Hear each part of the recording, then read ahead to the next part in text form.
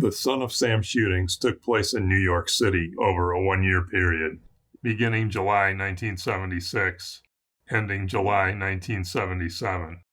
There were a total of 8 shootings, 2 in the Bronx, 5 in Queens, and 1 in Brooklyn.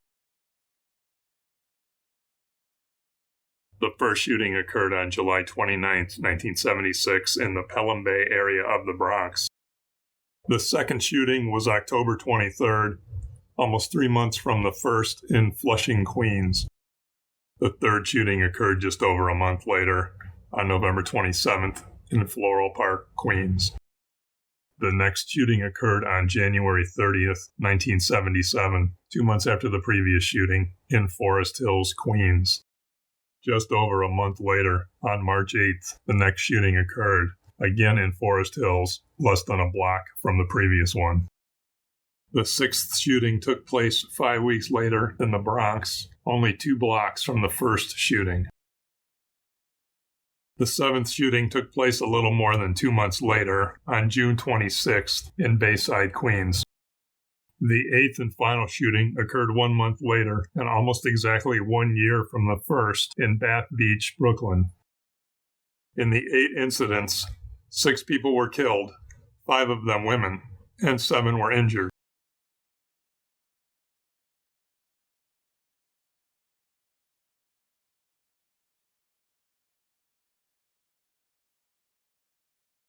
During the evening of Wednesday, July 28, 1976, 18-year-old EMT Donna Lauria attended a wake with her parents, Mike and Rose Lauria, at the Giordano Funeral Home on Crosby Avenue in the Pelham Bay area of the Bronx.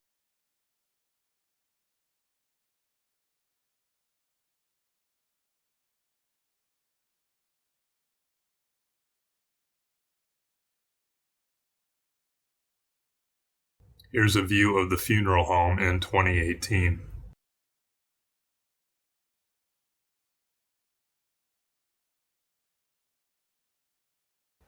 Donna lived with her family on the 4th floor of this building, around the corner from the funeral home at 2860 Buer Avenue.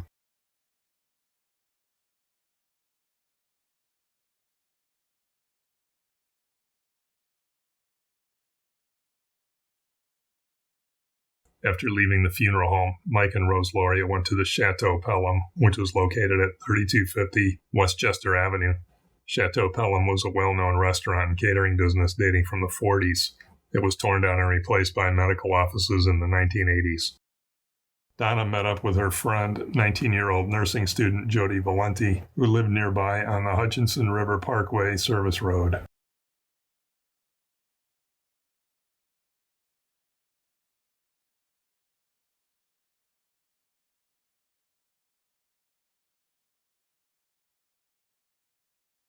This is a street view of the house where Jody Valenti was living on the Hutchinson River Parkway Service Road.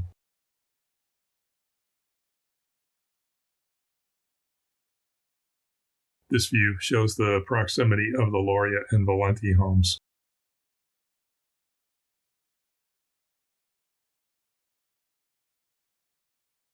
Jody had borrowed her mother's Oldsmobile Cutlass, and Donna and Jody drove to the Peachtree Disco, which was located in the New Rochelle Mall in downtown New Rochelle. That mall was torn down in 1998 and was replaced by the New Rock City complex. Using Google Earth historic imagery, which goes back to 1994 in this location, the old mall is visible. At some point around 12:30 a.m., Jody and Donna left the Peachtree Disco and returned to the Bronx. They arrived shortly before 1 a.m.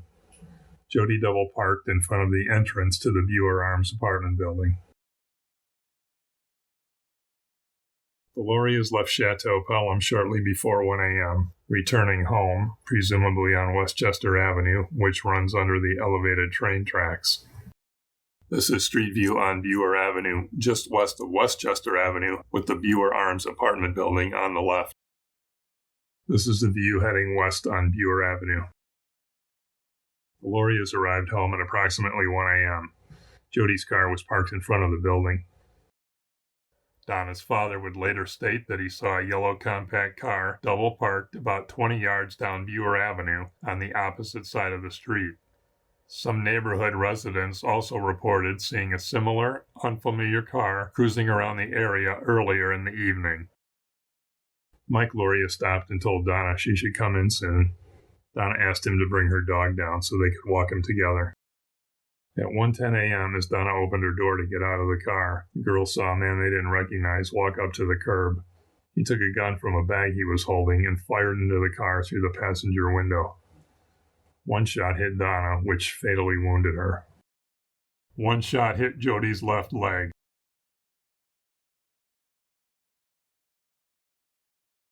This is a view of the houses directly across the street from the entrance to the Brewer Arms apartment building. This is a crime scene photo of Jody Valenti's car with the houses across from the apartment building in the background. The passenger window is gone and there are pieces of glass on the hood.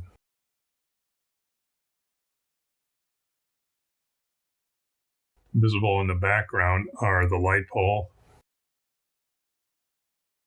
this door and awning, and these windows.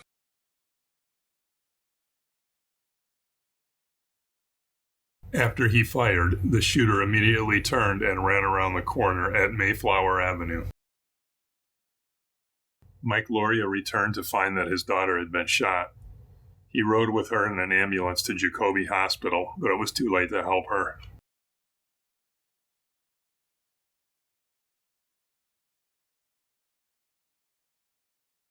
The case was assigned to the 8th Homicide Zone, which operated out of the 43rd Precinct in the Bronx. Jody Valenti stated she didn't recognize the shooter, but was able to provide a description and was able to help in the creation of a composite drawing. Being that the attack was random, without motive, and there were no witnesses, the police did not have much to work with, and the case quickly went cold. Because it was the first shooting, no one realized its significance, other than the senseless murder of an innocent young woman. It would be 6 months before this case was connected to the other shootings and back in the news.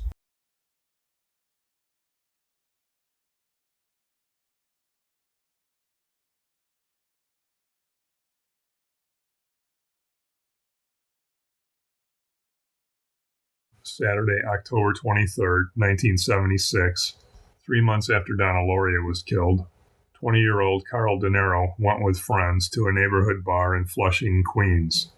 That bar was called Peck's Depot Grill. I couldn't find an exact address, but did find that Peck's was on 164th Street near Depot Road.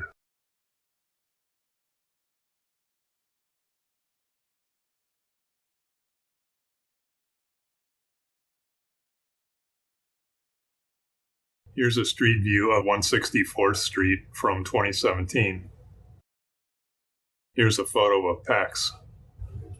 It's easy to identify the Remax office and this doorway,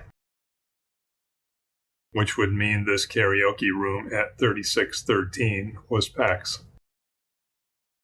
At Peck's, Carl met a girl he knew from Queensboro Community College named Rosemary Keenan. Carl said, "We talked for a little bit, and we decided to leave and go to a quiet place." They left Peck's together in Rosemary's Volkswagen Beetle, headed in the direction of Bound Park. Rosemary drove up 164th Street, turned onto 35th Avenue, then right on 159th Street.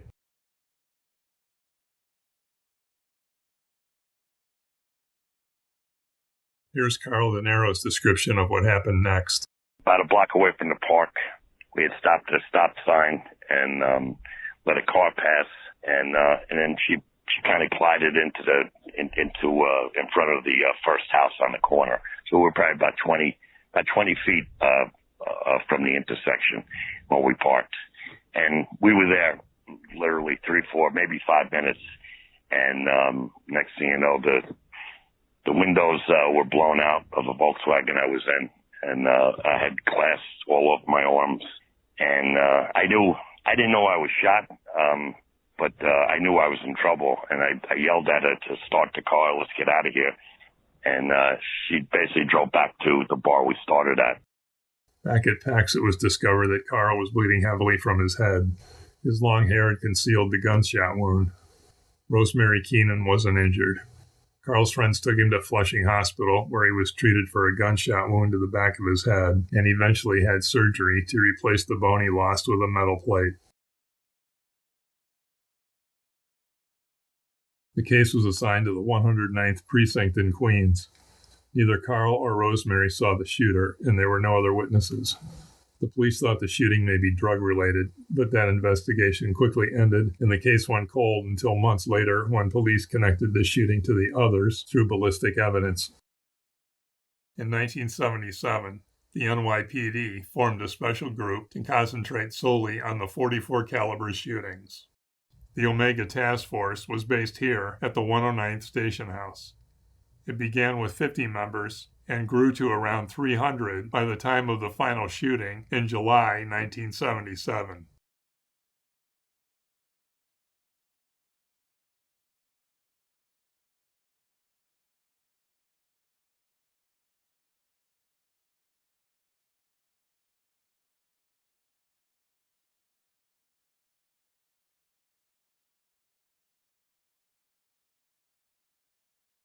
Friday, November 26th, the day after Thanksgiving, friends 18-year-old Joanne Lomino and 16-year-old Donna Demasi went to a movie together in Manhattan. Both girls lived on 262nd Street in Floral Park, Queens, about 3 blocks apart.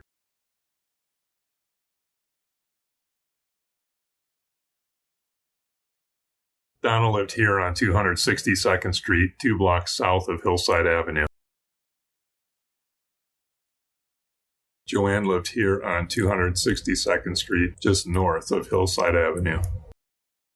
They took the bus and train from Queens to Manhattan, where they saw the Led Zeppelin movie, The Song Remains the Same. That movie was only showing at 2 theaters in Manhattan that weekend.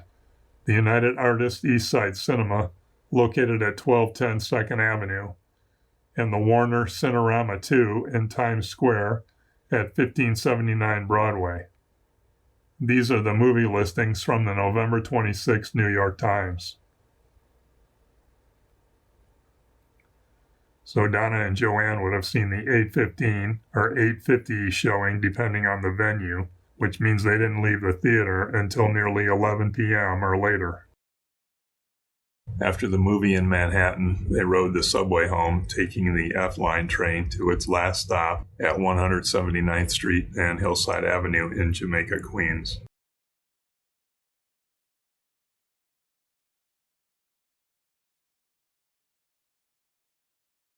This is a big station. They could have exited the subway in several locations. There's an exit behind this bus. There are 2 on 179th Street.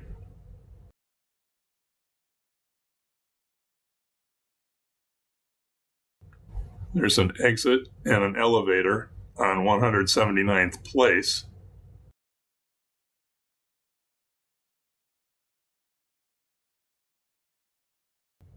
Two exits between 179th Place and 180th Street.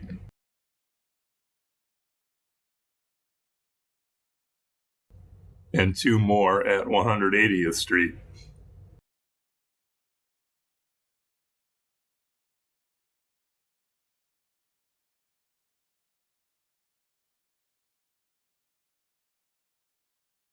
After they left the subway station, they took a bus east on Hillside Avenue.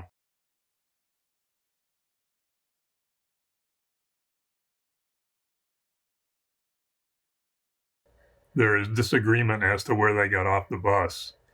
Author Michael Benson, in his book The Wicked King Wicker, says they got off at 256th Street. This doesn't really make sense. It's 6.5 blocks from Joanne's house.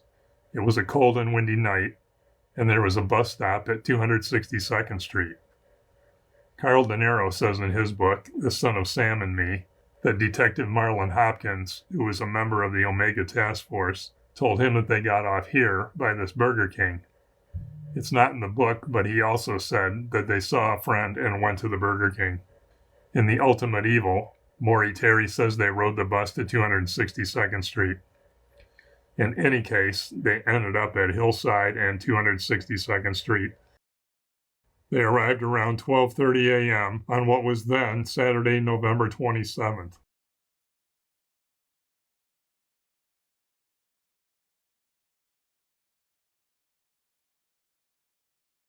Here's a street view of the intersection showing the bus stop.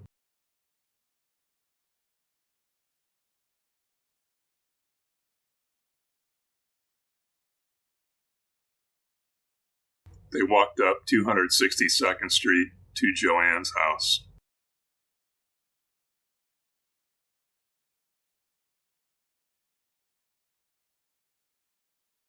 Notice the street light across from the house.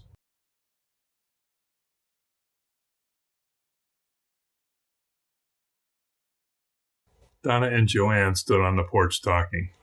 After a few minutes, a man they didn't recognize walked up to within 10 feet of them. He started to ask for directions, then paused, pulled a gun from his jacket, and started firing. His first shot hit Joanne, the second hit Donna. Both girls fell off the porch injured. He fired his remaining 3 shots into the house, then ran north on 262nd Street. A neighbor heard the shots and ran outside in time to see the man run by holding the gun. Both girls were taken to Long Island Jewish Hospital. Joanne Lomino had been shot in the spine and was paralyzed. Donna Demasi was shot through the neck but recovered.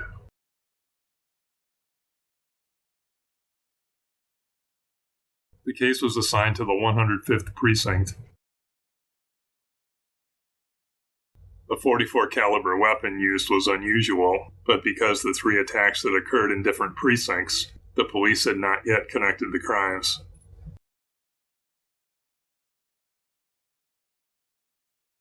Joanne and Donna provided a description of the shooter, and a composite drawing was created.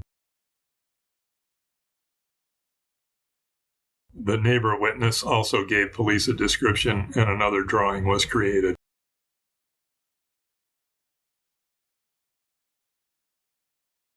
Like the Donna Lauria attack 4 months earlier, these shootings received little media coverage, and because they were random, the police had no suspects and few clues.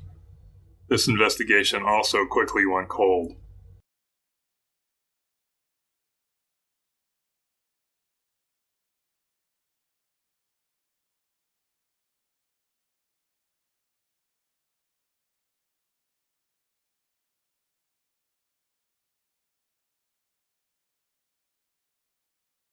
Saturday, January 29, 1977.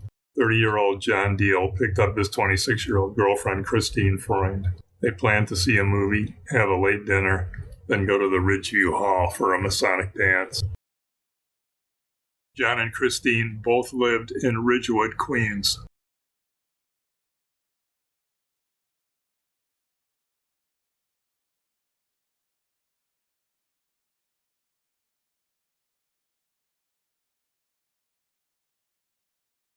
John Diel lived here on Gates Avenue.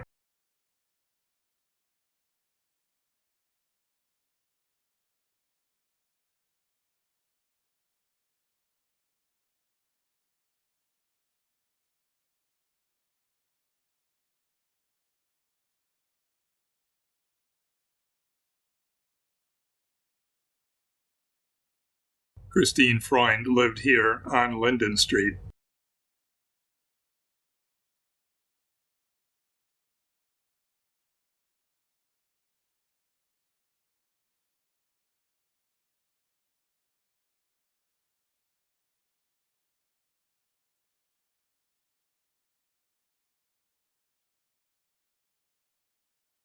In 1977, this drugstore on Grandview Avenue was the Ridgewood 3 restaurant. John worked there as a bartender.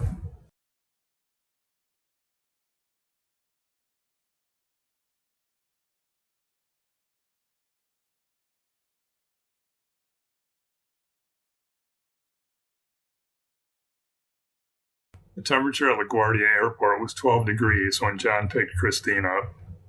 They drove to the Forest Hills Theater on Continental Avenue in Forest Hills for the 8:15 showing of Rocky.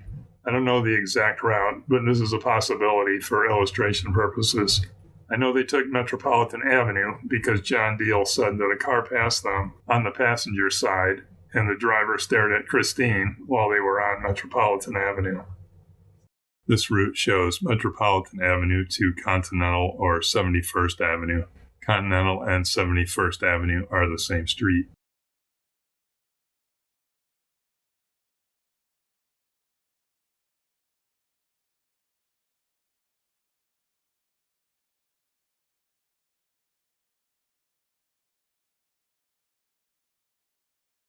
Most accounts of this incident say they saw the movie Rocky at the Continental Theater on Austin Street in Forest Hills.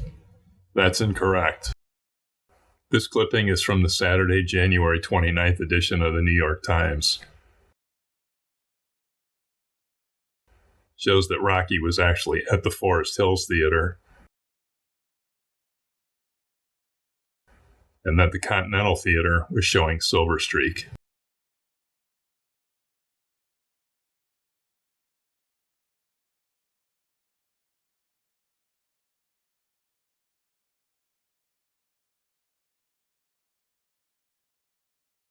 This was the Forest Hills Theater on Continental Avenue.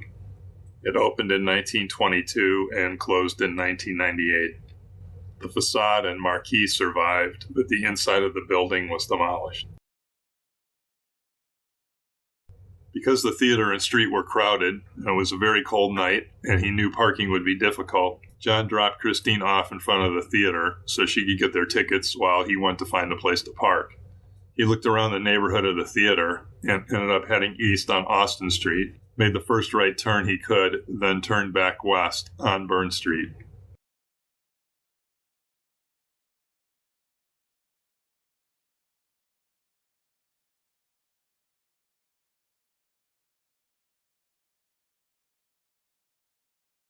Picking up in Street View heading west on Burn Street.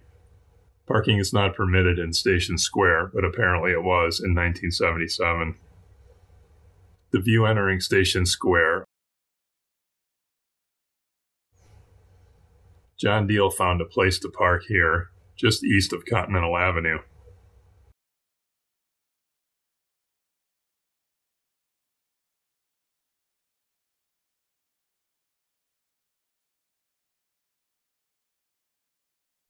He parallel parked and hurried north up Continental Avenue to the theater.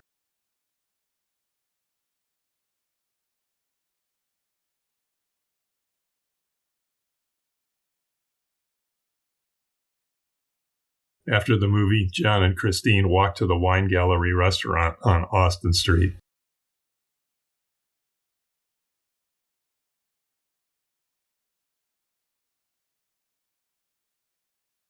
This is a street view of what was the Wine Gallery and the Continental Theater. This photo from 1981 shows the Continental Theater and part of the Wine Gallery. In 1977, the Wine Gallery was located at 7020 Austin Street next to the Continental Theater. The Wine Gallery closed in 1994 and reopened in 1997 at a different location on Austin Street. John and Christine left the Wine Gallery around 12:20 to walk back to the car. They walked back east down Austin Street.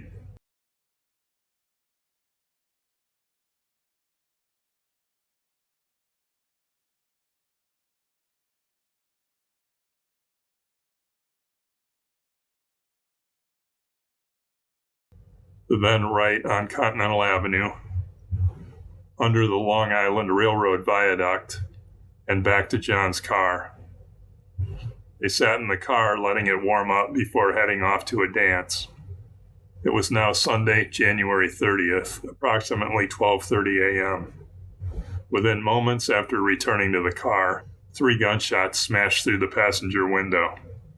Christine was hit in her shoulder and head. The other bullet hit the windshield. John Diel was not hit.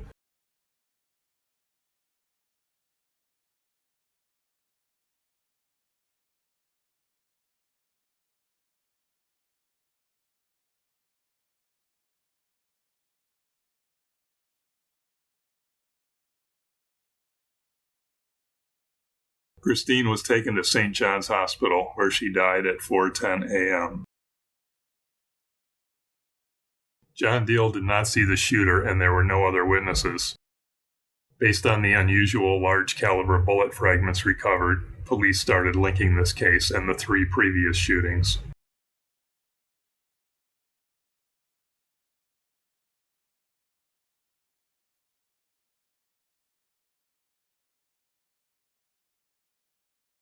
Tuesday, March 8, 1977, just 5 weeks after Christine Freund was killed. The memory of that murder was still very much on the minds of the residents of Forest Hills. Around 7 p.m. that evening, which was well past sunset, an unnamed 18-year-old girl and her 13-year-old brother went jogging in their Forest Hills neighborhood. They started from their home, which was somewhere in this block of Exeter Street. They went west to 69th Avenue, turned left to Fleet Street, took Fleet to 71st or Continental Avenue, then left towards Dartmouth Street and Station Square, the site of the Freund shooting.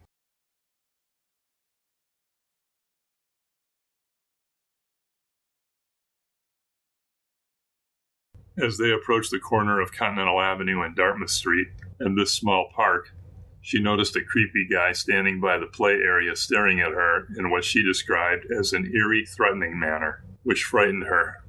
She described him as about 6 feet tall, 175 pounds, with dark wavy hair, and his hands in the pockets of a long beige raincoat. As they jogged around the corner, they were within eyesight of the Freund shooting location.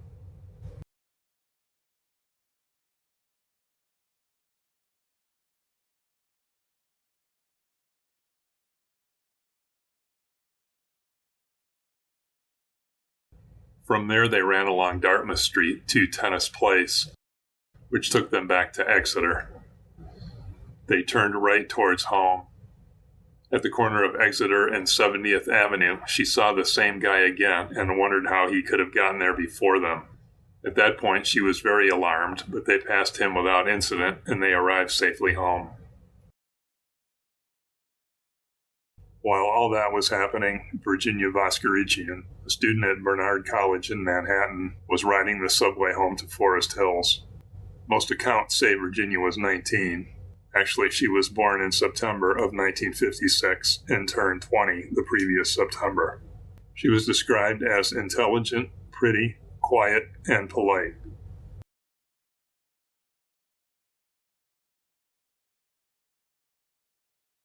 She lived with her family here on Exeter Street.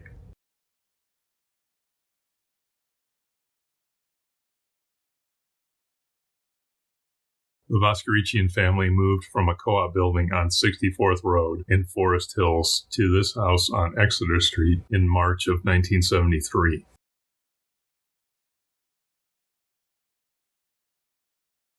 So this is how Virginia would likely walk home from the subway station at Continental Avenue and Queens Avenue. Continental or 71st Avenue through Station Square, right on Dartmouth Street, left on 70th, and right on Exeter to home.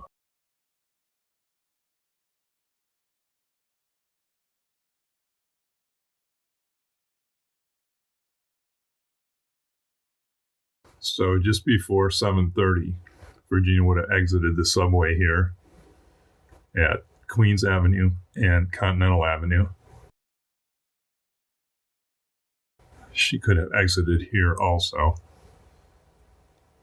Then she would have walked south or southwest down Continental Avenue past the Forest Hills Theater where John Diel and Christine Freund had seen Rocky.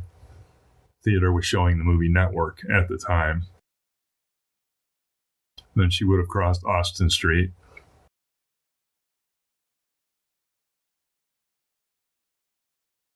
It's looking west down Austin Street towards the Wine Gallery restaurant. And she would have continued down Continental Avenue and under the Long Island Railroad viaduct into Station Square and past the scene of the Christine Freund shooting. And she would have been walking on the sidewalk on the west side of Station Square. This is the intersection of Continental Avenue and Dartmouth Street. This is the park where the creepy-looking guy had been seen earlier. At this point, Virginia had walked along busy Continental Avenue and through Station Square. She was entering the neighborhood of Forest Hills Gardens, which was dimly lit and at that time of night somewhat deserted. As she walked to the right off of Continental Avenue under this archway onto Dartmouth Street, she saw a person walking toward her. As Virginia stepped to her right to make room for the person to pass, she saw a gun pointed at her face. She held the books she was carrying up in front of her face for protection, but the gunshot went through the books and hit her in the face, and another innocent young woman was killed. This crime scene photo shows the southeast corner of the building at 4 Dartmouth Street. Visible is this window, these 3 windows, and this spotlight that would place the shooting location approximately here.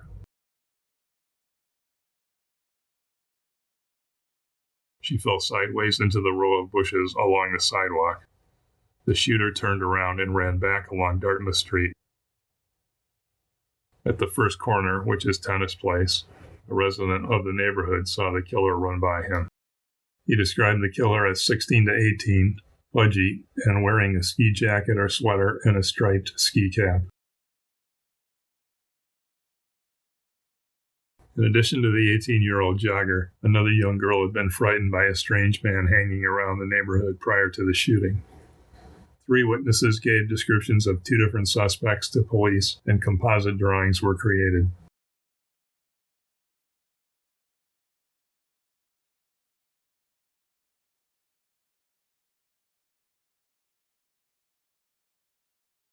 On Thursday, March 10th, New York City Police and Mayor Abraham Beame held a news conference at the 112th Precinct House on Austin Street in Forest Hills to announce that the shootings of Virginia Voskerichian and Christine Freund in Queens and Donna Lauria the previous July in the Bronx had all been committed by a single killer using a .44 caliber revolver. It was at this time that the news media began referring to the suspect as the .44 caliber killer.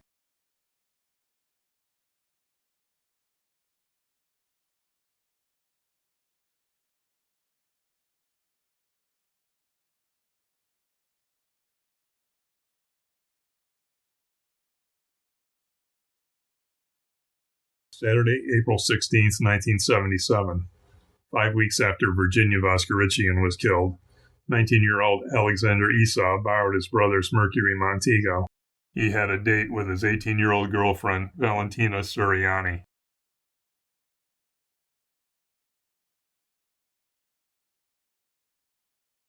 Valentina lived with her parents here at 1950 Hutchinson River Parkway in the Pelham Bay area of the Bronx.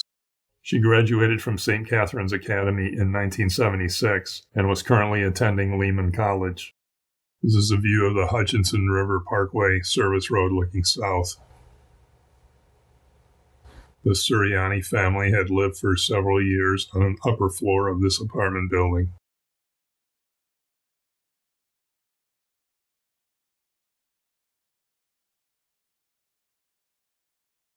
Here's a photo of Valentina on her balcony with the Hutchinson River Parkway and the buildings of Co-op City in the background.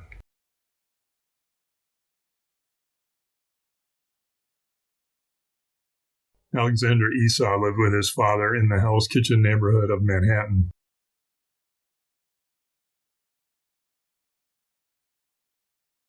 This is Midtown Manhattan looking south. They lived here at 352 West 46th Street. This is only 8 short blocks from the location of Studio 54, arguably the most notorious, popular, and exclusive nightclub in history. Ironically, Studio 54's grand opening was held on April 26, 1977, 9 days after Alexander Esau was murdered. In 1977, Hell's Kitchen was a working-class neighborhood, but that's changed, and through gentrification, it has become a very affluent area.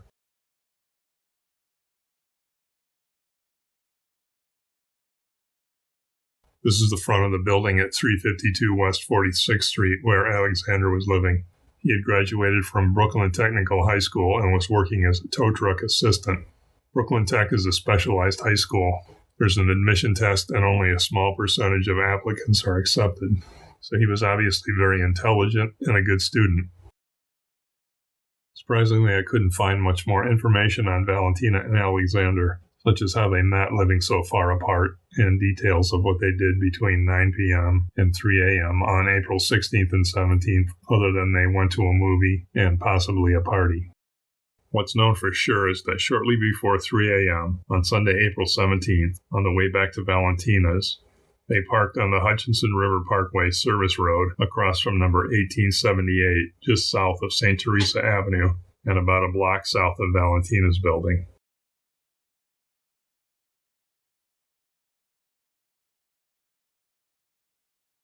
This is a view of the Hutchinson River Parkway service road looking north and the Suriani apartment building. They were parked across from this house. Service road looking south.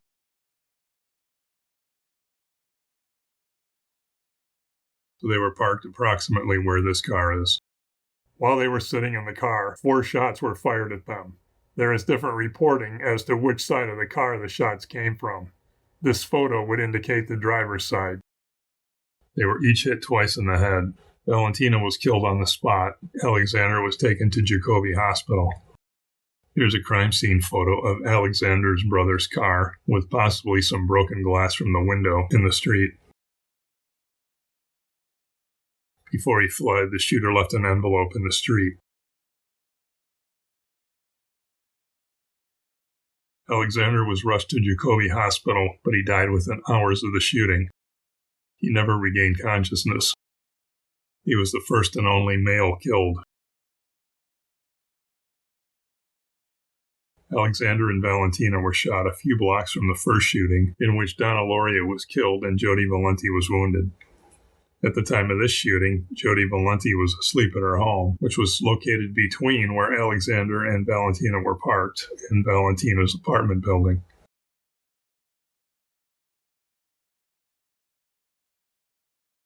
The envelope left in the street was addressed to Captain Joseph Borelli, who was the head of the initial task force. The letter in the envelope started, "I am deeply hurt by your calling me a woman hater. I am not, but I am a monster. I am the son of Sam." It wasn't until this time, 10 months from the first shooting, that the title Son of Sam first started to be used.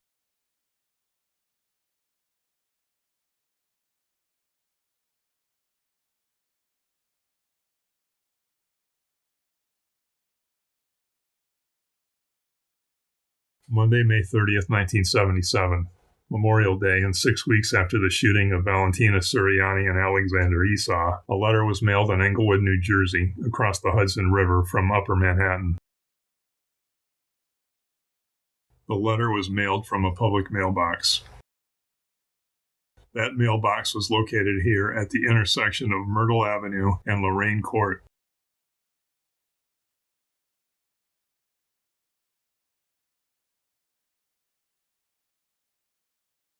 That mailbox has been removed, but apparently it was on one of these corners.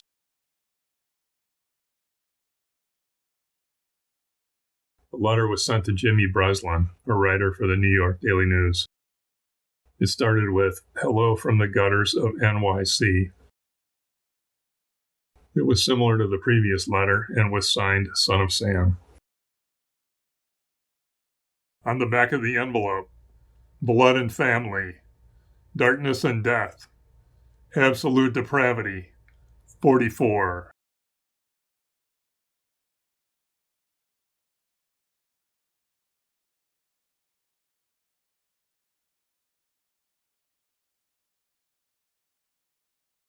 Saturday, June 25th, 1977. 17-year-old Judy Placido had just graduated from St. Catherine's Academy, the same school Valentina Suriani had graduated from a year earlier. This photo of Judy Placido at Orchard Beach, Bronx, was taken by a friend on Thursday, June 16th, 3 days before she was shot. It appeared on the front page of the Tuesday, June 28th edition of the New York Daily News.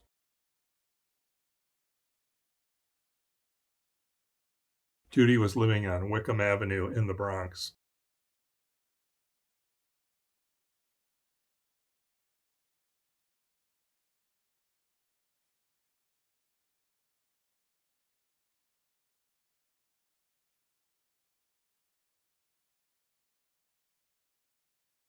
After the graduation ceremony, the family returned to the house on Wickham Avenue.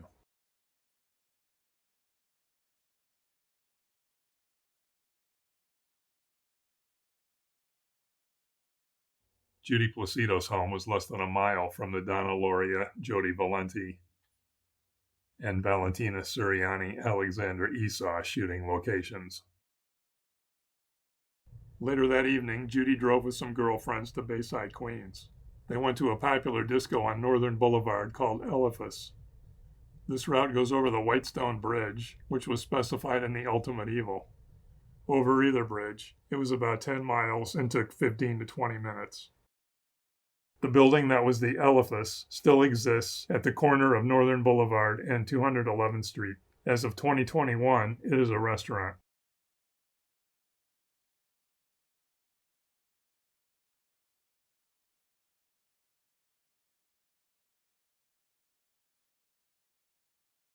This is a photo of the Eliphas in 1977.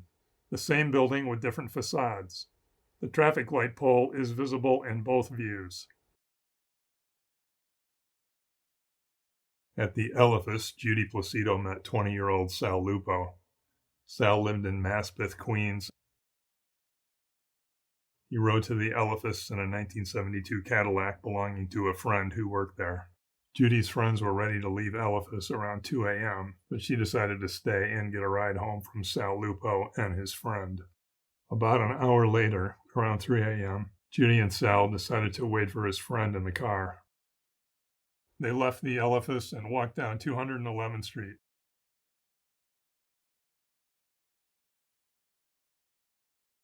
And past 45th Road. The car was parked a block and a half from the disco in front of the house at 4539 211th Street. Here's a crime scene photo of detectives examining the car. While they were sitting in the car, discussing, among other things, the son of Sam, a shooter approached from behind and fired 3 shots through the closed passenger window. The first shot hit Sal Lupo's wrist and Judy Placido's neck. The second hit Judy's head but didn't penetrate. The third hit Judy's right shoulder. This crime scene photo, shot from across the street, shows the lower right portion of the house and the large tree present in 1977, which has since been cut down. This Google Earth image is from 2014. This house has been replaced by a 2-story brick duplex.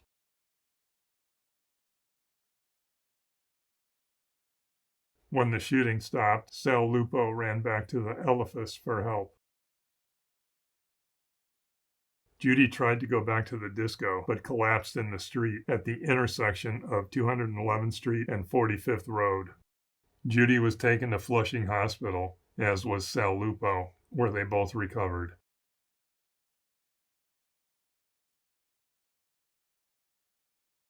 This attack occurred only 4 blocks from the 111th Precinct Station House at Northern Boulevard and 215th Street. Detectives on the case had reportedly been on patrol near the Eliphas just minutes before the shooting. Witnesses claimed to have seen people fleeing the area, but none were close enough to provide a detailed description. One claimed to have seen a stocky white male running south of the shooting location. Another witness saw a tall young man in a leisure suit with sandy blonde hair and mustache get into a yellow or gold Chevy Nova-type car and leave the area with the car's lights off. Neither Judy Placido or Sal Lupo saw the shooter.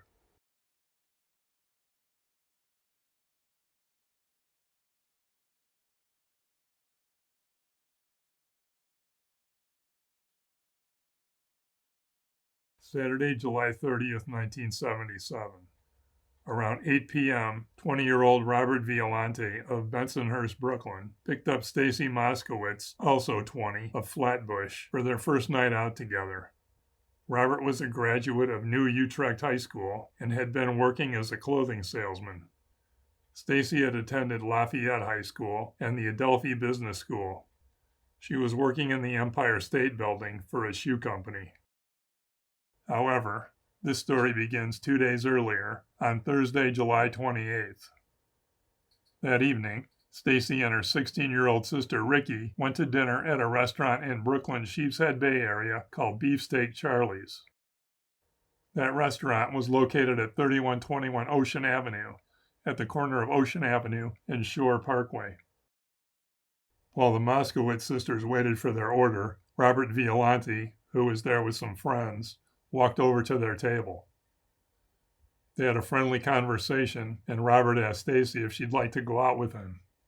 Stacy agreed to the date, and Robert said he would pick her up around 8 p.m. on Saturday the 30th. Beefsteak Charlie's closed in the late 90s. Back to Saturday, July 30th.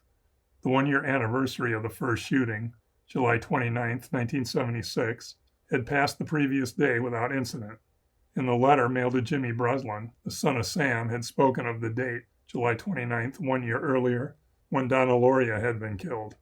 The residents and police of New York City, and especially those in the boroughs of the Bronx and Queens, where all the shootings had occurred, had been expecting an attack the previous night.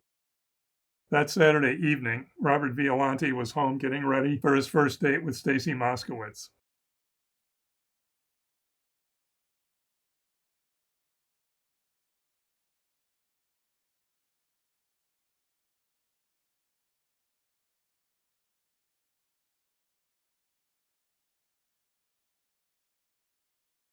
Robert was living with his parents in Bensonhurst in this house on Bay Ridge Parkway near 20th Avenue. Pictured here are Pat, his father, Linda, his sister, John, his brother, and Teresa, his mother. Because Son of Sam had only attacked brunettes, and only in the Bronx and Queens, Robert told his parents not to worry. He was going out with a blonde, and they would stay in Brooklyn. Shortly before 8 p.m., he left home in his father's 1969 Buick Skylark to make the short drive to Stacy's. I don't know Robert's exact route, but this Google Earth route is 1.6 miles and takes 8 minutes.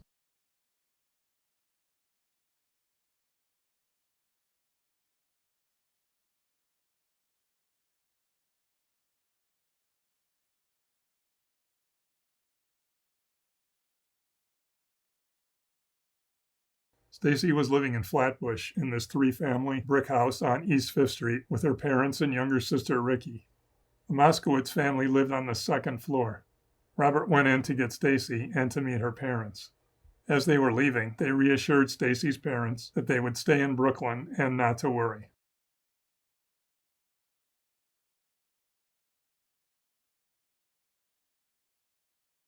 Robert and Stacy decided to see the movie New York, New York at the Kingsway Theater and have dinner after. This is a listing of Brooklyn showtimes from the Friday, July 29th edition of the New York Times. The Saturday night start times for New York, New York at the Kingsway are 7 and 10 p.m. Because it was already past 8 o'clock, they had to wait for the 10 p.m. showing. To pass the now extra time, they drove to the Bath Beach area of Brooklyn and parked by Bath Beach Park, a playground and baseball field located on Shore Parkway between Bay 14th and Bay 16th Streets. They crossed the pedestrian bridge over the Belt Parkway and, after about an hour spent walking along the shore, talking and watching the ships on Gravesend Bay, they headed back to the Kingsway Theater.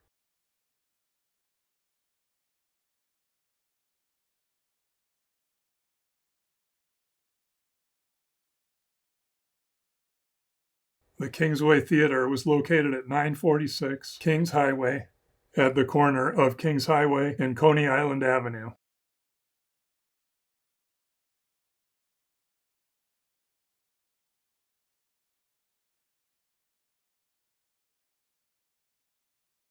This is a photo of the theater in 1977 with the movie New York, New York on the marquee.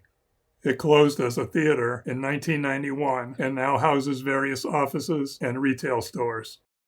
New York, New York is a 2-hour, 35-minute movie, so Robert and Stacy did not leave the Kingsway until after 12:35 a.m. on what was then Sunday, July 31st. After the movie, and before heading back down to the Bath Beach area, they reportedly stopped at a club called Jasmine's, which was on 3rd Avenue in Brooklyn. Robert stated that they didn't go to Jasmine's, but did stop for coffee and a bite to eat before returning to the park. According to Robert, they arrived back at the park around 1:40. Upon arrival back in Bath Beach, Robert parked the Skylark on the south side of Shore Parkway, which was one-way westbound. The parking spot was across from the entrance to the park and next to the pedestrian bridge over the Belt Parkway.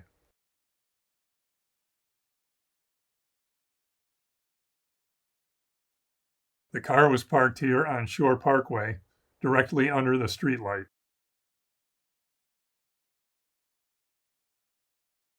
It was across from the entrance to the park. There was another streetlight here, just behind the car.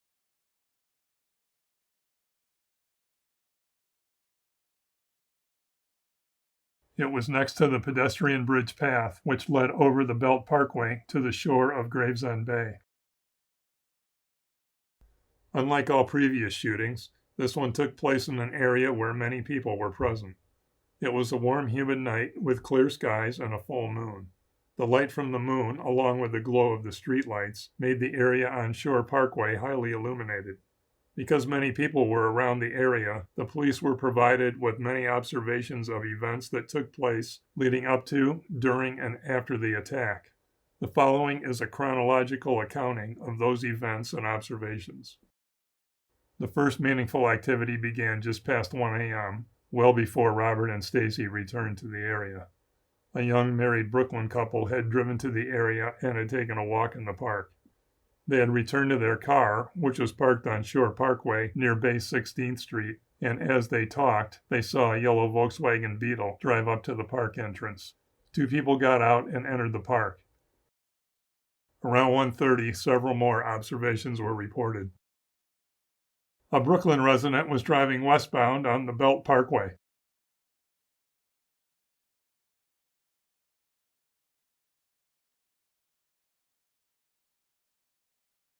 He noticed a man near the pedestrian bridge attempting to cross the Belt Parkway. He was wearing sunglasses, jeans, and an untucked white shirt, and was holding a brown paper bag. Here you can see the streetlights on Shore Parkway and the entrance to the park.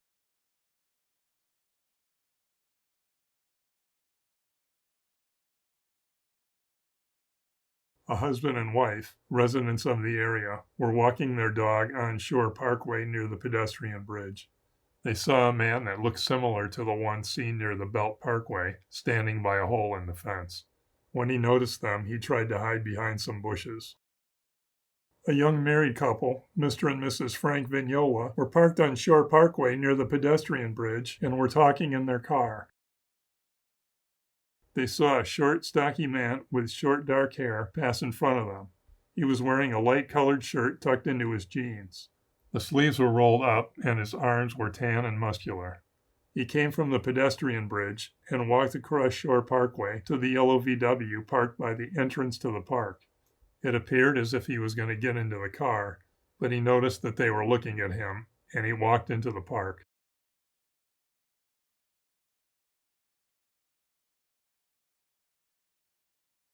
Around 1:45 a.m.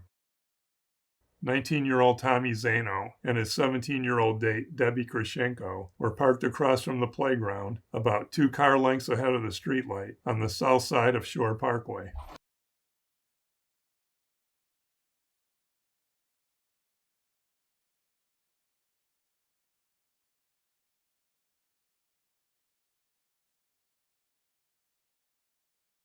Tommy had originally parked directly under the light, but had moved ahead to a darker spot.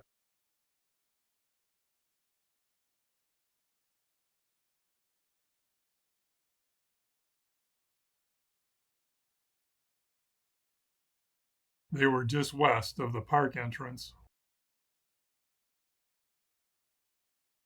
and across from the playground. He was driving a borrowed Corvette, and he and Debbie were sitting in the car talking. At approximately 1:45, he heard and saw a yellow Volkswagen drive past, headed west down Shore Parkway. Meanwhile, Robert Violante and Stacy Moskowitz had returned to the area, and moments after the VW drove by, Robert parked behind Tommy, directly under the streetlight.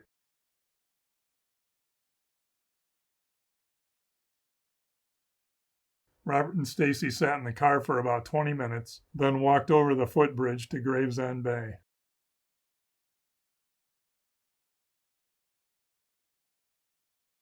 Around 2:05 a.m., David Berkowitz had arrived in the area about an hour before and had parked his 1970 Ford Galaxy in front of 290 Bay 17th Street. The car was a cream-colored four-door with a black vinyl roof. It's approximately 35 miles, 60 minutes from Berkowitz's apartment in Yonkers, north of the Bronx, to Bath Beach.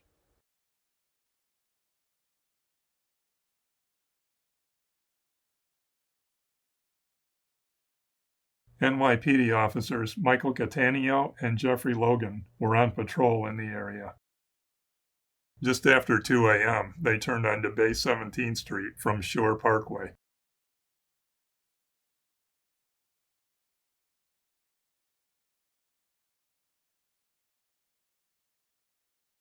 The infamous fire hydrant that led to the capture of David Berkowitz. About a half a block north of Shore Parkway. Berkowitz parked his Galaxy next to the hydrant in front of 290 Bay 17th Street. At 2:05 a.m., Officer Catania ticketed the Galaxy because it was illegally parked, blocking the fire hydrant.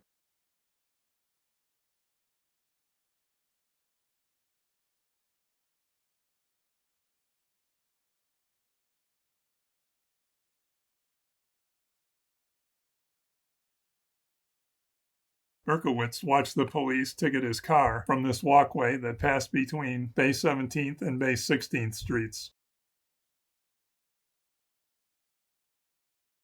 He then allegedly walked through to the park, told his accomplices about the ticket and that the attack should be canceled. They told him no and sent him back to make sure the police had left the area.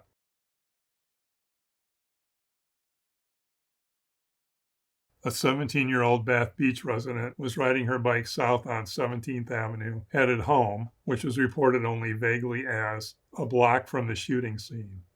She was likely riding on the sidewalk because she said he followed her until she passed 86th Street. Then he pulled up alongside and stared at her. He was driving a small yellow car and was wearing sunglasses. He had short brownish hair, high cheekbones, and a pointed chin. She was frightened and pedaled as fast as she could go until reaching home, then dropped the bike on the sidewalk and ran inside. The house must have been in this area on Cropsey Avenue, because she said he waited in front of the house briefly, then turned left on Bay 13th Street. About 15 minutes after he left, she heard 4 gunshots. About the same time the young girl saw the car drive away, 2:20 a.m., Cecilia Davis, a 49-year-old widow and resident of 262 Bay 17th Street, was returning home with a friend. There was nowhere for him to park, so he triple parked outside her building, blocking the one-way street. The 2 NYPD officers were in front of them, still writing parking tickets.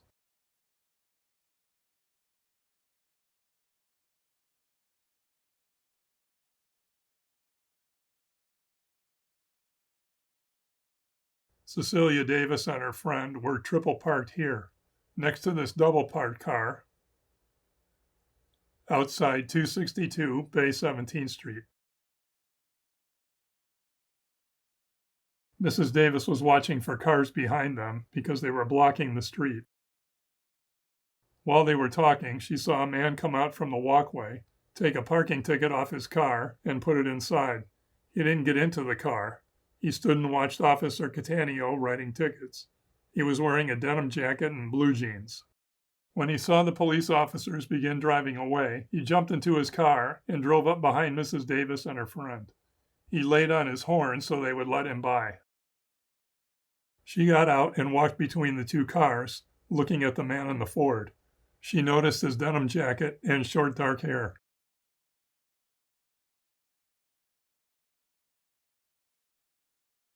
From the curb, Cecilia Davis watched the three cars leave, heading north on Bay 17th Street.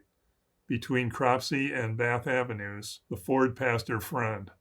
At Bath Avenue, the police car turned right. The Ford, with David Berkowitz in the driver's seat, followed them. While David Berkowitz was headed away from the area, Robert and Stacy were returning from a walk along the shoreline. They walked past Robert's car, across Shore Parkway, and into the park. These bocce ball courts were there in 1977, but the park has been renovated at least once since then. There was a playground area with swings next to the bocce courts. This is a photo from 1977 taken inside the park, looking south toward Shore Parkway. The streetlight Robert parked beneath is visible. This restroom building was replaced with a fountain. On their way to the swings, Robert and Stacy passed by a man leaning against the restroom building. Robert described him as a weird, grubby-looking hippie with dark curly hair all messed up and down over his forehead. He was unshaven and tan. He had a stocky build and was wearing a t-shirt under a denim shirt or jacket with the sleeves rolled up. They played on the swings for about 5 minutes before returning to the car around 2:25 a.m. They didn't see the grubby-looking man when they left. Tommy Zano, still parked in front of Robert's car, saw them return. Like Robert, he estimated the time as 2:25 a.m. Approximately 2:23 a.m. Back on Bay 17th Street, Cecilia Davis was leaving her first-floor apartment at 262 Bay 17th to walk her dog Snowball.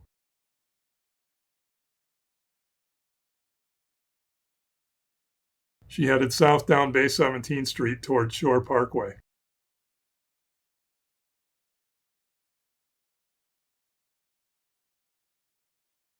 She passed the fire hydrant where David Berkowitz's car had been parked.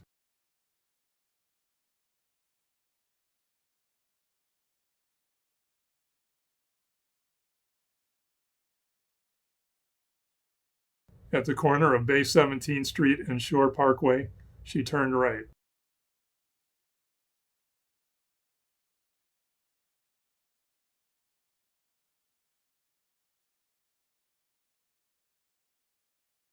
She walked past Bay 16th Street.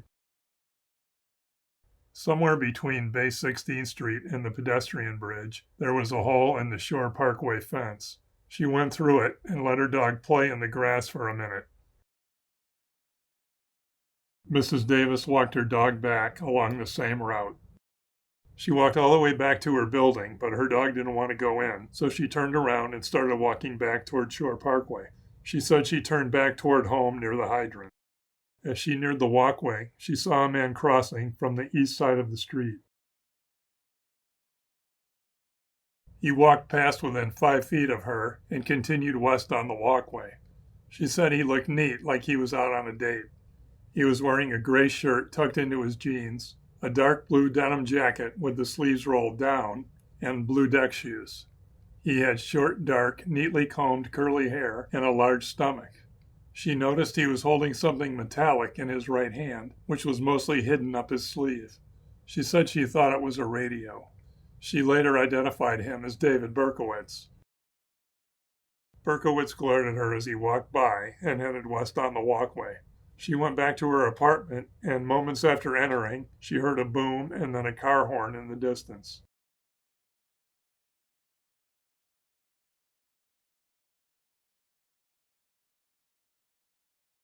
While Cecilia Davis was walking her dog, David Berkowitz returned to the area after determining that Officers Catania and Logan were a safe distance away. He parked in the alley between Bay 17th Street and 18th Avenue. He walked between the buildings here and crossed paths with Mrs. Davis here. This encounter, which occurred about 2:33 a.m., is significant because of the timing. Later testing determined that, From this spot, for Mrs. Davis to return to her apartment, enter, unleash the dog, and sit down with a newspaper, at which time she heard the shots, took about 1 minute. For David Berkowitz to get from this spot to where the shots were fired took about 2.5 minutes. That would therefore place Berkowitz 1.5 minutes from the shooting location when Mrs. Davis heard the shots. 2:35 a.m.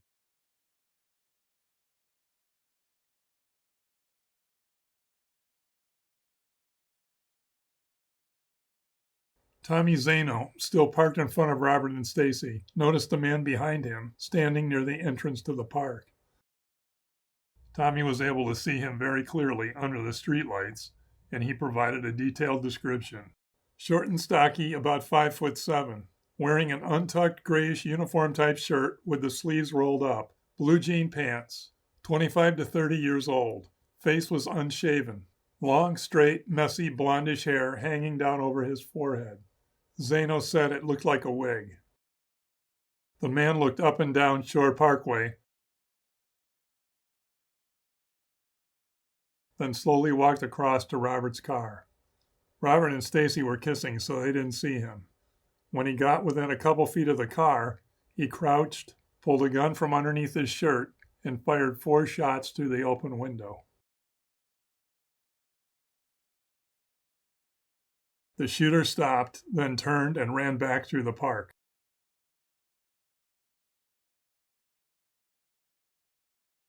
After a moment, Tommy realized what had happened.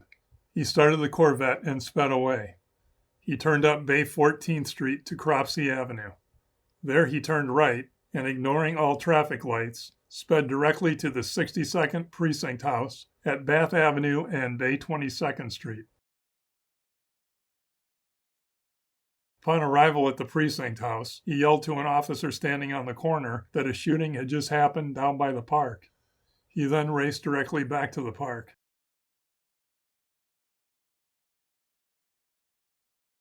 At the north end of the park, by the exit at 17th Avenue, a beautician was sitting in a car with her boyfriend.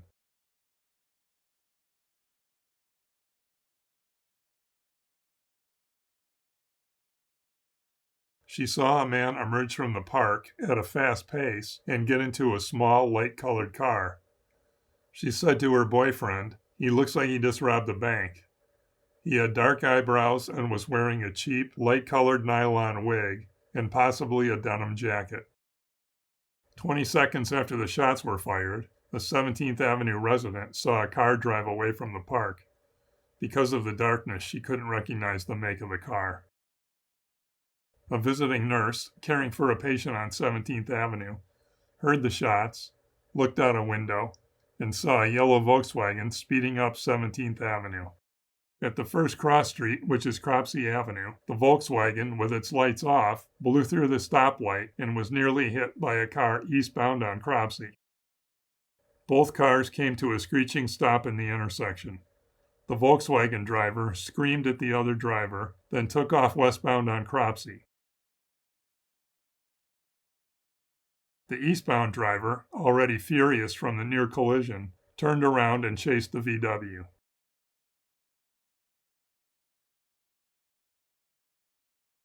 The Volkswagen driver went west on Cropsey, then made a quick left on 15th Avenue, trying to evade the pursuit.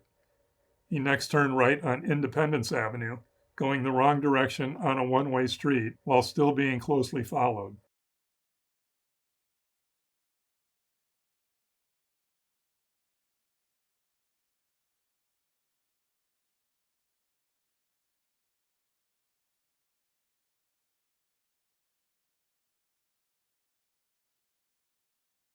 Where Independence Avenue ends at Bay 8th Street, he turned right.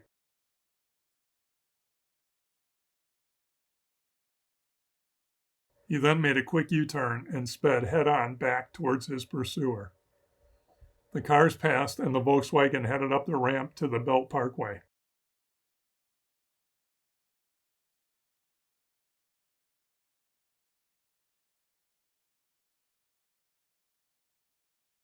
The other driver turned around and followed, but was unable to determine which way the VW went on the Belt Parkway. He went west. He was unable to catch the Volkswagen, but he was able to provide a detailed description. Male, white, 28 to 32 years old, wearing a blue-gray shirt with the sleeves rolled up. Unshaven face, narrow at the bottom with a slight cleft in the chin. High cheekbones, flat nose, brown, messy, stringy hair combed left to right. Once on the Belt Parkway, he didn't see any taillights in either direction.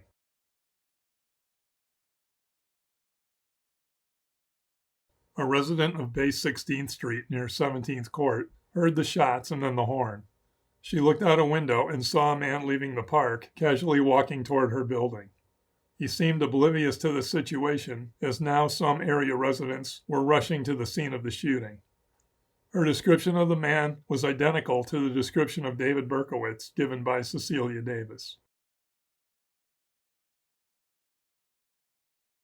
4 shots were fired into Robert's car. 2 hit Stacy. 1 grazed her head. The other went through her brain and lodged in her neck. 1 bullet went through Robert's left eye, destroying it, then passed by his right eye, causing severe damage. 1 shot missed. Stacy, still conscious, lay seriously wounded and bleeding on the front seat. Robert, now blinded and bleeding heavily, got out of the car, wrapped an arm around the light pole, and held the horn on while screaming for help. This crime scene photo shows detectives by Robert's car.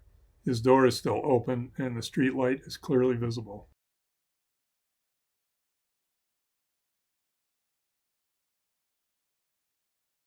This newsreel footage shows Robert's car still parked under the streetlight and pans across to the park entrance.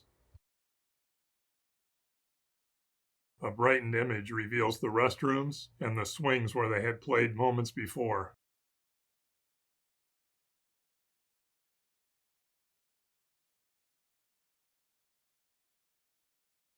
As detectives examined the scene, well after the shooting, a large crowd of onlookers had gathered in the park and along Shore Parkway. The area around the park is densely populated, and though it was 2:35 a.m., many residents heard the shots, the horn, and Robert's cries for help. Local residents came to the aid of both victims until police and medical help arrived.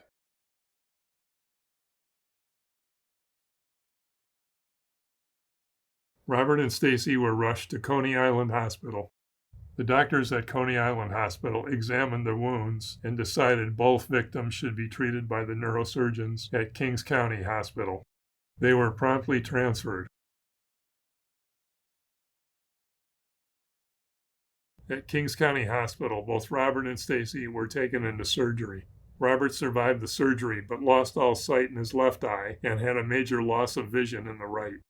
Stacy survived complex surgery, but the damage to her brain was too extensive.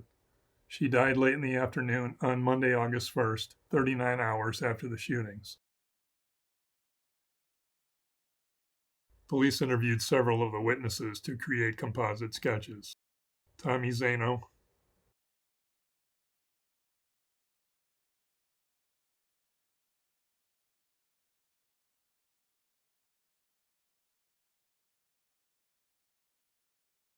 the man involved in the Volkswagen chase,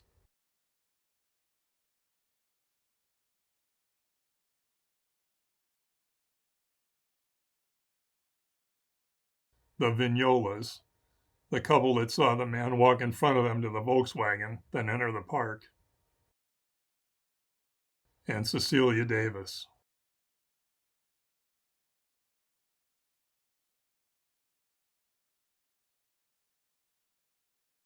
Notice that the descriptions from Tommy Zano, the VW chaser, and the Vignolas are very similar, and the one from Cecilia Davis is not.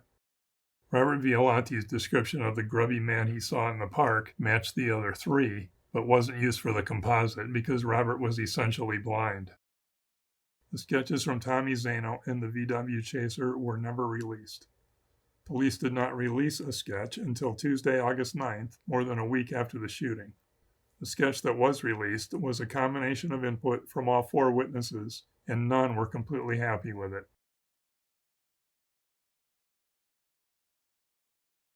After his arrest, Mrs. Davis identified the man she saw as David Berkowitz.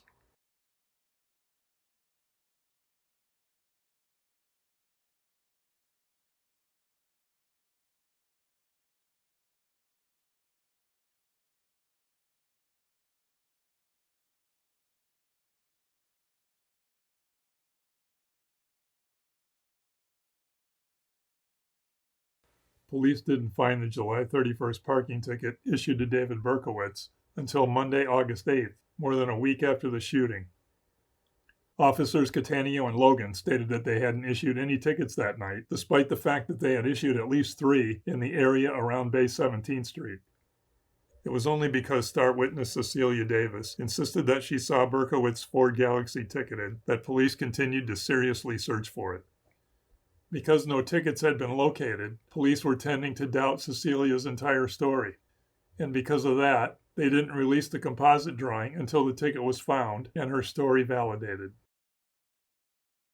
The Moskowitz Violante investigation was not assigned to the Omega Task Force, but rather to the 10th Homicide Zone, working out of the 60th Precinct House, which was located on West 8th Street in Coney Island, Brooklyn. Brooklyn detective James Justice was tasked with running down the parking tickets for potential witnesses. He had tried to contact Berkowitz several times without success. He decided to ask the Yonkers PD to contact him. Around 8:30 p.m. on Tuesday, August 9th, he called the Yonkers Police Department and coincidentally spoke to a dispatcher there named Wheat Carr. She had personal knowledge of Berkowitz regarding some threatening letters and the shooting of her father's dog, and considered him a potential suspect in the Son of Sam shootings. More on that shortly. She passed that information on to Detective Justice, who shared it with his colleagues.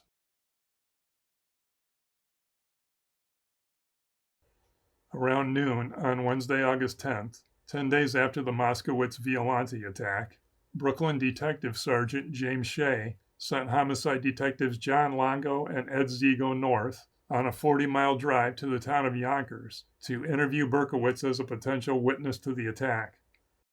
Berkowitz was still considered a witness because police knew the killer drove a Volkswagen and Berkowitz drove a Ford Galaxy. Berkowitz was living in apartment 7E on the top floor of this building, located on Pine Street in Yonkers. He had lived there since April of 1976. His apartment was on the west side of the building overlooking the Hudson River and the Carr residence. Upon arrival in Yonkers, Detectives Ziegel and Longo found Berkowitz's car parked here on Pine Street. Ziegel looked in the car. On the rear floor, he saw the butt of a rifle protruding from a duffel bag.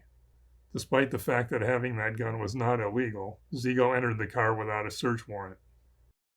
In the glove box, he found a letter threatening an attack in Southampton, Long Island.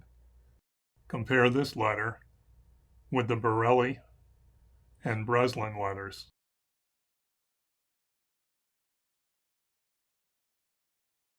Ziegel and Longo were stunned.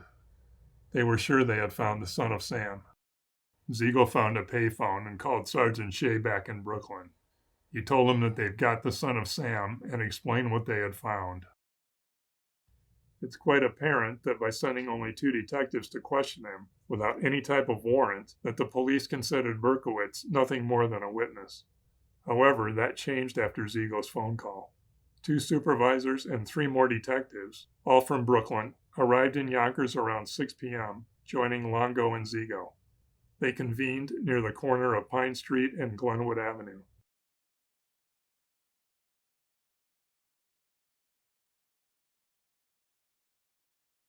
This is the corner of Pine Street and Glenwood Avenue. The Brooklyn police assembled here. Deputy Inspector Bernard McRan took charge of the group that now numbered 7. The 2 supervisors and Detective Ziegel went to the Yonkers Police Department to get a warrant. Sergeant William Gardella was left in charge of the 4 detectives that remained, which included Gardella, Longo, Charlie Higgins, and John Filatico.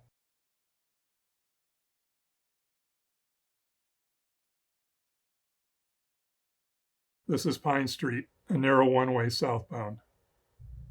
Berkowitz apartment building is here, and his car was parked here.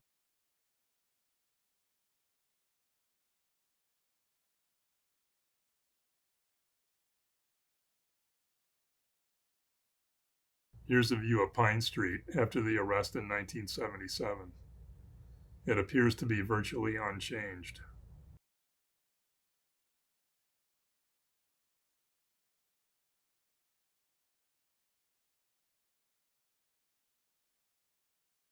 Berkowitz Ford was parked here, on the west side of Pine Street, just north of the apartment building. Detectives Gardella and Placido were staked out in an unmarked police car, 3 vehicles behind Berkowitz Ford. Detectives Longo and Higgins were watching other apartment building exits. Between Berkowitz's car and the car of Gardella and Placido was a van and a car. This photo shows police examining Berkowitz Ford Galaxy shortly after the arrest. The roof of this house is visible, as well as these columns. Notice the van parked behind the Galaxy.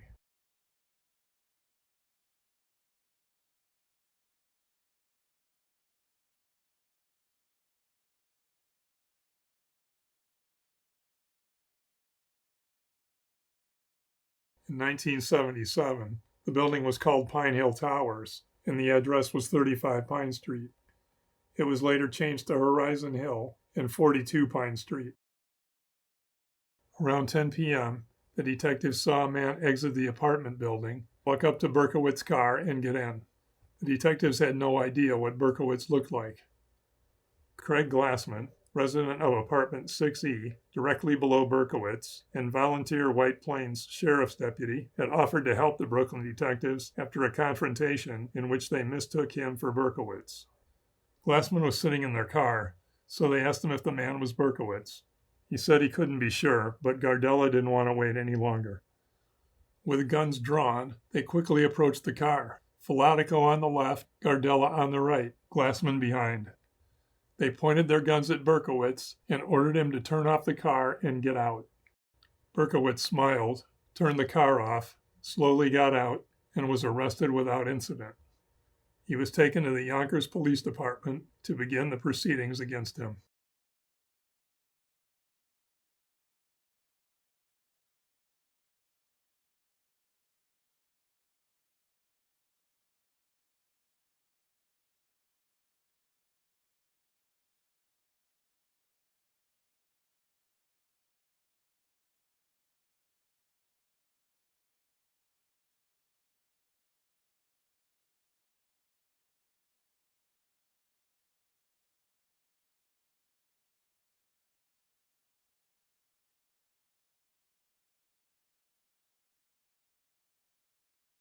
Back to Yonkers Police Dispatcher Wheat Carr and a brief explanation of the significance of the Carr family. The Carrs lived in this house on Warburton Avenue in Yonkers. This perspective shows the view David Berkowitz had from his top-floor apartment on the Carr residence far below. The old Croton Aqueduct Trail, which led north to Untermeyer Park, is also visible here, running between the two homes.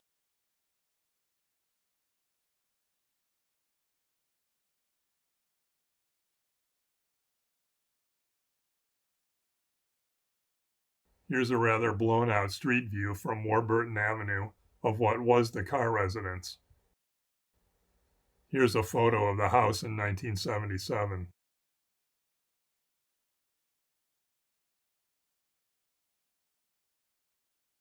This view clearly shows Berkowitz's apartment looming overhead.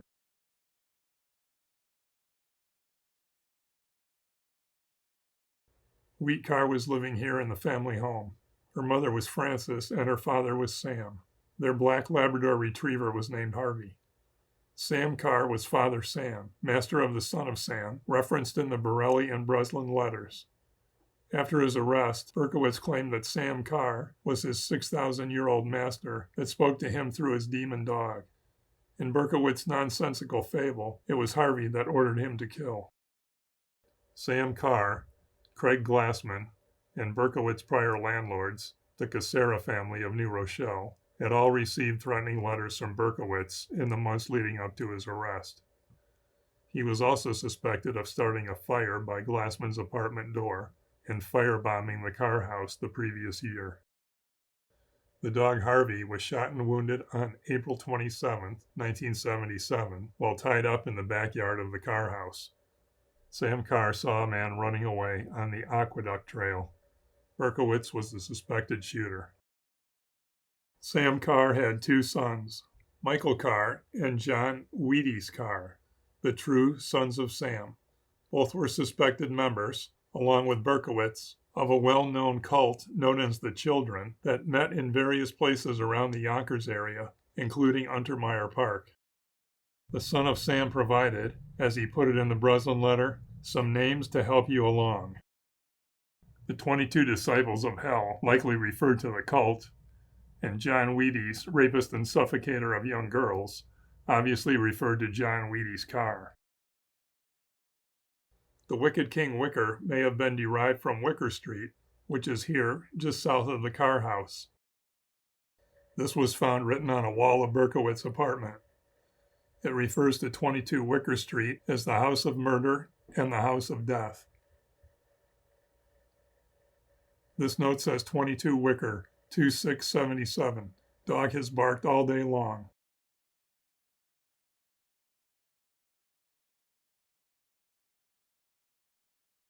This house is both 24 and 22 Wicker Street.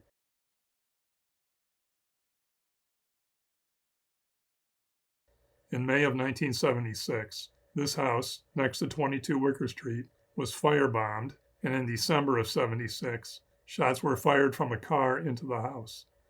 No one was injured, but the family German Shepherd was found dead on the front porch.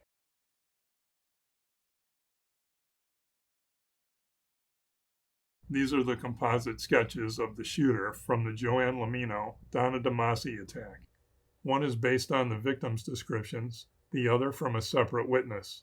Note the similarity of the sketches. Compare them to photos of Berkowitz and John Wheaties Carr. Both Carr brothers were considered possible shooters in the Son of Sam attacks. On February 18, 1978, 6 months after Berkowitz was arrested, John Carr died of a rifle shot to the head in Minot, North Dakota. It was officially ruled an apparent suicide. He was 31. At 4 a.m. on October 4, 1979, Michael Carr was killed in a single-car crash on the West Side Highway in Manhattan. He was 27.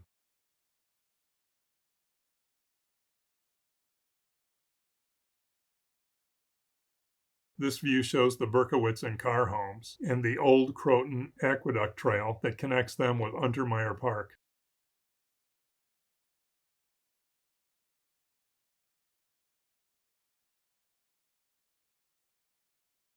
Untermeyer Park, one site where the 22 disciples of hell held their rituals and possibly planned attacks on the young people of New York City.